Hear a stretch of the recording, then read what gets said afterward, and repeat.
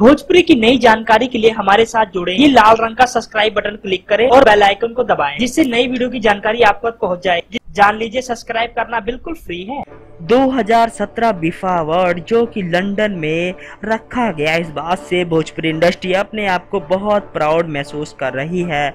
दोस्तों, आपको एक झलक दिखाएंगे। सुपरस्टार खेसारी, पवन निरहुआ कुछ इस तरीके से एक साथ हमें स्टेज पर देखने को मिलेंगे। जी हाँ दोस्तों, स्टेज पर कुछ इस तरीके से तीनों स्टार एक साथ हमें देखने को मिलेंगे 2017 के अवार्ड फंक्शन में। दोस्तों, जो सबसे बड़ी बात सामने आती है वो ये है, अपने अपने काम के प्रति सबको अपने अपने अवार्ड से सम्मानित किया जाएगा।